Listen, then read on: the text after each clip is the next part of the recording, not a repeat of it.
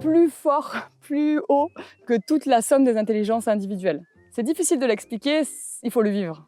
C'est quelque chose qui s'expérimente, qui se pratique et qui s'accompagne. C'est pour ça que j'en ai fait mon métier aujourd'hui. Tout dépend du besoin des entreprises, des collectivités, des associations. En fait, je pars vraiment de l'écoute des besoins et après, ensemble, on co-construit une proposition.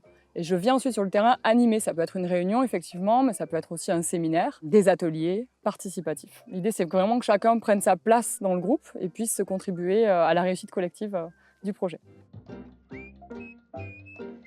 Je m'appuie déjà sur des sciences sociales, des sciences humaines, des neurosciences aussi. J'utilise des outils d'intelligence collective, de coopération. Ce que j'aime bien faire, c'est accompagner les collectifs à co-construire une boîte à outils qui leur sera utile sur leur propre terrain, en fonction de leurs besoins. Et puis on va les co-construire ensemble et ce sera une boîte à outils qui va leur permettre à la fois de manière numérique et physique d'accompagner leurs équipes à mieux fonctionner ensemble.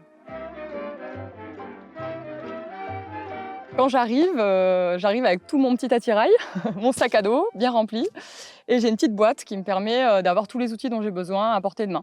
J'utilise aussi la facilitation graphique.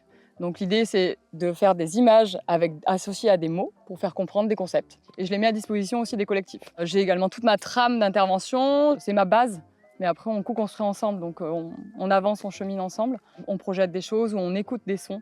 Je me sers aussi de tous les sens, en fait, de notre corps et de notre esprit, quoi. Comme les deux sont liés. Je pense que c'est important de considérer aussi l'humain dans sa globalité.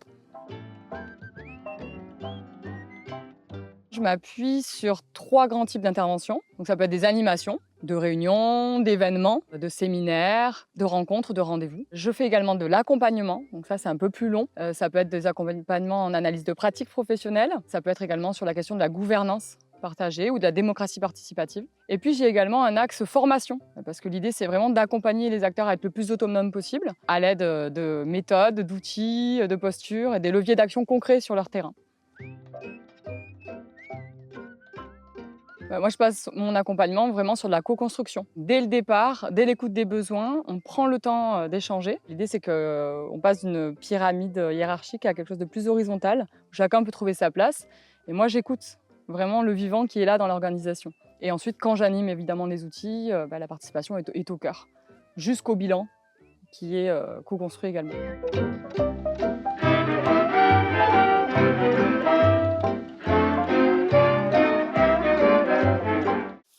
Un petit clap.